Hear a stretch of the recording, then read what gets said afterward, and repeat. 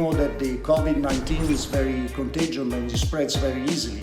So you need to know how to identify a patient with COVID-19, and you need to know how to treat these patients now in your office. Since the last 2 weeks or more now, we've been allowed to treat only emergencies in our dental offices, at least in Italy. But this is the scenario in most of the countries in the world, so you need to follow guidelines, either guidelines from your country or guidelines of the ADA and the CDC that you can find easily on the web.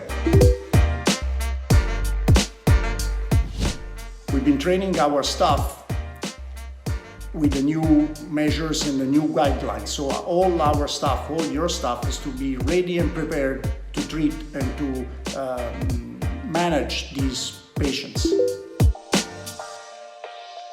Follow webinars. There are a lot of sites that offer different webinars now. I'm doing my CE credits that I never take the time to do. And of course, I'm taking the opportunity of socializing through the medias with video calls, chatting and stuff. So